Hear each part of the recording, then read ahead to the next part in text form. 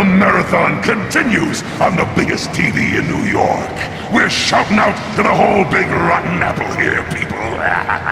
Sad thing is, he'll probably get his own talk show for this. The hype train just keeps on going, everybody. Anyways, welcome back, true believers and all you spectacular Spidey fans, to another very exciting Marvel Spider-Man 2 related video, which is once again going to be another laid-back discussion talking about the game in depth with my one and only amazing YouTube pal of Highruler, where we actually did do a video in the past back in 2022 discussing what our biggest concerns were for Marvel Spider-Man 2 leading up to the game's release. But now, since we finally have official gameplay footage and details about the game coming from Insomniac and Marvel, I thought now would be the perfect time to re-engage in this conversation and see what the overall pros and cons are towards the game as it currently stands right now. Highruler, thank you so much for joining me today. How you doing? I'm good, Evan. Thanks for having me. And I'm excited, man. You know, there's a lot of things to talk about. There's a lot of interesting discussions that are ongoing online, whether I've seen a lot on Reddit, and of course our favorite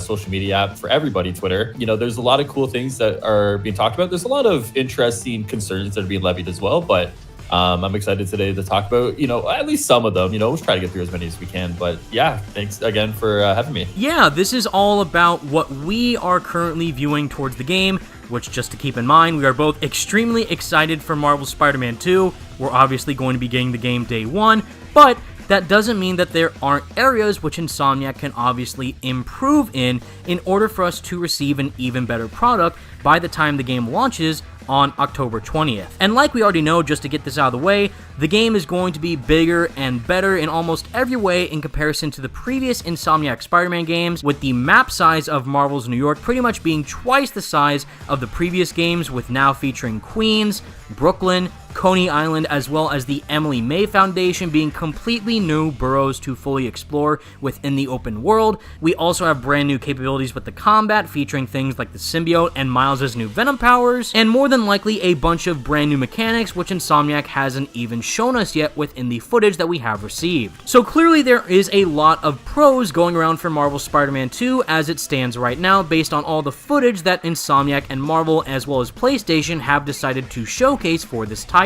But I do think that there is one element that a lot of people are having an issue with based on the gameplay footage that we have seen. And if any of you are fellow Twitter users like myself and Highruler, then chances are that you might have actually seen this particular post go viral the very second that it was uploaded on the site, where, coming directly from Twitter user Angle at Angel Sargent, they posted exact same swinging animations.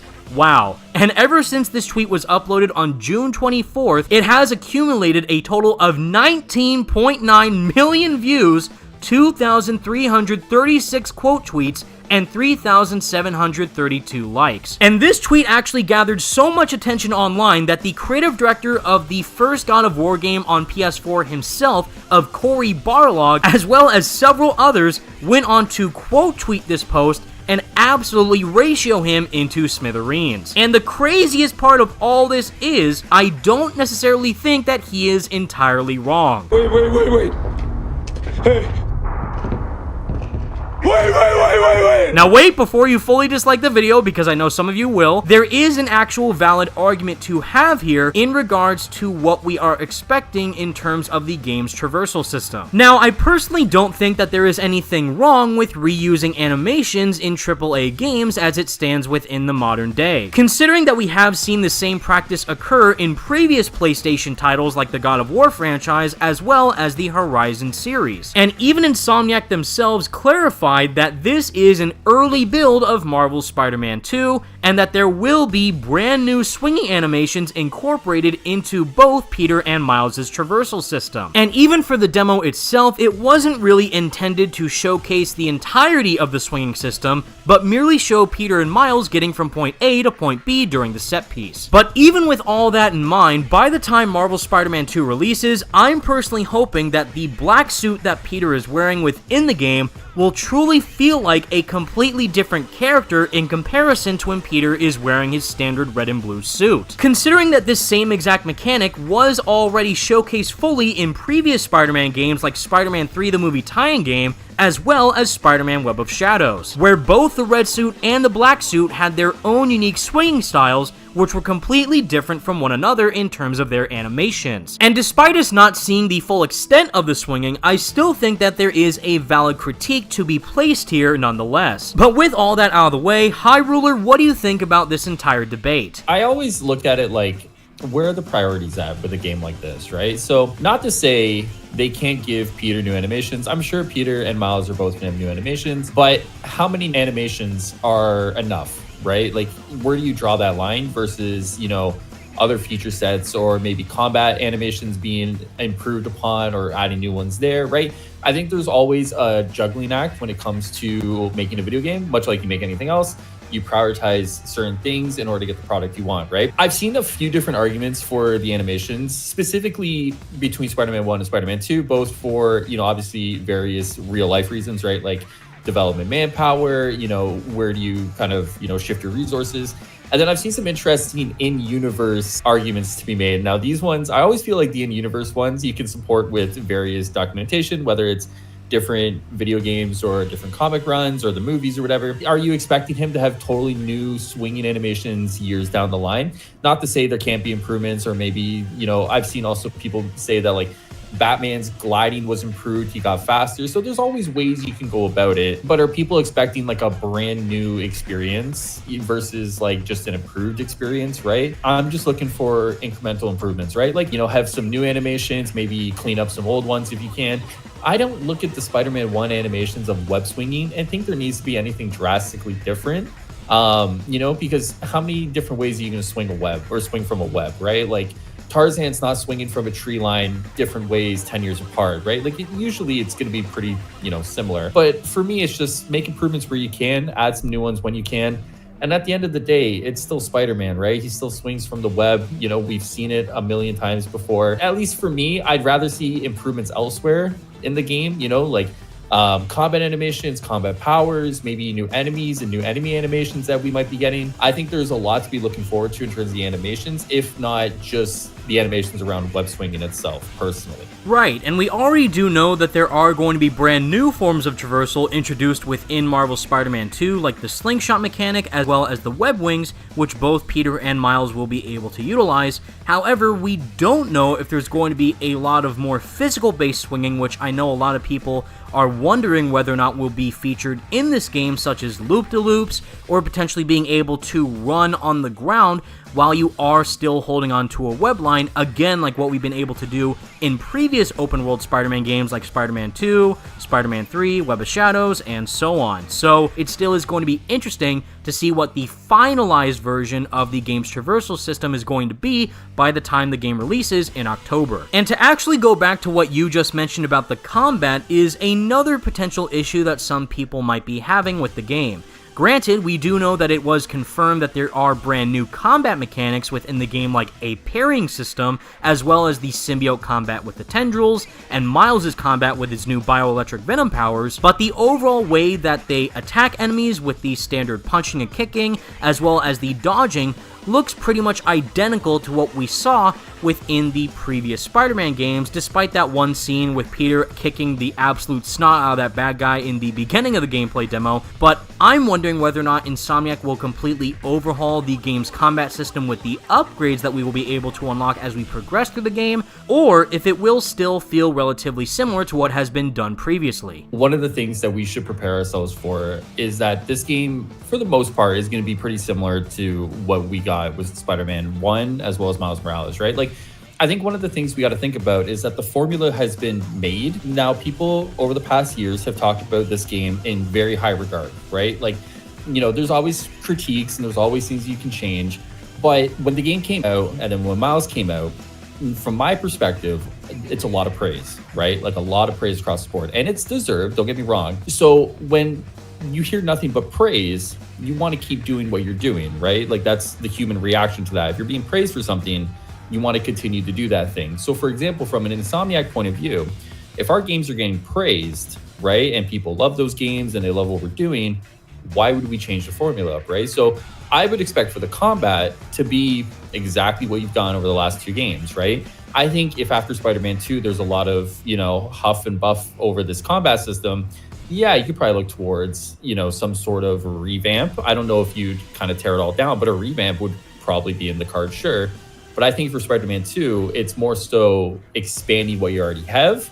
And it's about kind of, expanding upon that foundation that they've built, because that foundation to a lot of people over the past couple of years has been, that's a really good foundation. Why change it? Right. If it ain't broke, don't fix it, which is clearly the route that Insomniac is taking with this game, but again, also further expanding the overall amount of depth that can be found with the elements of the game's design, with the traversal, the combat, the open world, the visual style, as well as a lot of other features that they are going to be incorporating within the full extent of this game, which we may have not fully seen in their entirety yet, given everything that we saw with the initial gameplay demo, but there is still quite a lot to take away in regards to what we are hoping that they will be able to improve upon and hopefully surpass our expectations with by the time the final product is completely done with development. And I think the last major topic that we want to discuss here for the video actually relates to this version of Venom, who is clearly going to be one of, if not the biggest main antagonist of Marvel's Spider-Man 2 story, and that Peter is officially going to be donning the black suit to then have the symbiote go to another host within the story, who, as it was confirmed by Brian Intihar, is not going to be Eddie Brock, which has already kind of put a lot of people off towards this story, considering that they are not going the traditional route when it comes to portraying this iconic Marvel character. So, Highruler, what do you think about Venom's role within the narrative of Marvel Spider-Man 2? Great question, and it's a great talking point, because Venom is such an interesting character that we've seen such a, I was going to say weird evolution, but evolution nonetheless, over the past couple of years in comics specifically. And then you can even go back all the way to the introduction of Venom, right? So for anyone who doesn't know, Venom is now like a cosmic character, and there's so much more lore to the symbiotes that started off in Donny Cates' run in 2018, paralleled with the movie release with Tom Hardy and everything to do with that. And now we're at a point with Venom where we're looking at potentially another incarnation of Venom, which is going to be very divisive. I think the thing about Venom is that Venom himself opens up possibilities to narratives that make everything fleshed out in the world, including Spider-Man. And I think if you don't do that stepping stone right, you introduce a lot of issues for your narrative moving forward, right? So for example, let's look at, the symbiote on Spider-Man, for example, right? We can almost look towards the movies and how the movies are handling that issue. And there's a lot of issue there, right? And then you look towards the game, and now the game is now Eddie Brock is not Venom. So how does that move going forward with the narrative, and how do you kind of make sense of that, right? How do you tie in a character that is so integral to the mythos of Venom, and how do you take that apart, but then put a different character in there and still come away with a coherent story, with a coherent character, and then still build upon the narrative that people in some ways expect, right? And then you even look at the comics, and then the comics have now changed Venom and put him on a trajectory to be this cosmic level godlike character, right? And I think all three of those examples in some ways take people's expectations and turn them on their head a little bit. And the execution is what really is gonna, determine whether people are gonna like this or not. I know there's a lot of, hesitation right now of the story of Venom in Spider-Man 2, and people are very hesitant to be like, maybe this isn't for me. But I always look at art, and this is art, storytelling is art, video games are art. And I always say that there's a hint of goodness in every bad story, right? Because whether it's the intention or maybe small moments here or there in a narrative, there's always good moments that make you appreciate the work that went into it, right? So for me, at least when I look at the potential of a Venom story and the potential of a Marvel story in general, I always try to go into it thinking, this may be bad. It's very true. It could be one of the worst things we've ever seen, but there is going to be moments of that you can appreciate, whether from a technical side or maybe from a character side. So at least for me, I'm hopeful. I'm hopeful that the story that they tell is a good one. I'm hopeful that Venom himself will be an interesting character, because I think nowadays people's expectations of Venom have changed because of something like the recent comic run. And I think they have a unique opportunity here to tell an interesting story that's a little divergent than what people expect, which I don't think that's bad. We can almost have a whole conversation about Marvel stories, the characters, and what they mean to people, and how you have fresh conversations or fresh stories being told about those characters after 40, 50, 60, 70 years. I think that's a very interesting topic to talk about. But for me, and I'd be interested to read the comments on this one, is that I just want a good story. I don't mind elements being changed from, A to B or B to C, as long as they make sense narratively in the world that they're building, because every interpretation of a story is different, right? Like, I don't want to read the comics to get a one-to-one of the movies to then get a one-to-one in a video game, right? Like, I like some differences here and there because every medium is different, and storytelling in different mediums makes sense for that medium, but may not make sense for a different one. So yeah, for me, hopeful. I'm optimistic, but I can also understand people's hesitation. I just hope they nail it, because I think for me, just nail it and it all goes away. And with all that said, everybody, that's the video that Highruler and I both have for you today, and please let us know all your thoughts in the comments section down below. What do you think of Marvel's Spider-Man 2 as it currently stands right now? Are there any major pros or cons that you have taken away from all the brand new gameplay footage that we have seen for the game, as well as all the details that Insomniac, Marvel, and PlayStation have provided about the game since? Let us know all your thoughts in the comment section down below. Leave a like on the video and subscribe to the channel if you did enjoy, and for more Marvel Spider-Man 2 videos like this in the future. And I can't thank the one and only Highruler enough for joining me on this topic today, because without him, it wouldn't be possible. Thank you so much, dude. I had a wonderful time. Evan, I always have a fun time talking with you. I always have a fun time interacting with Spider-Man fans. They're one of the most passionate fan bases on the internet. It's always fun talking to passionate people about stuff they like, because it always, bodes well for a conversation. So thanks again, and thank you to everyone who watched and comments and likes, because, ultimately without those guys, it's tough to do what we do, right? So appreciate everybody. Until next time, true believers, thank you all so much for watching. Stay spectacular, Spidey fans, and peace out.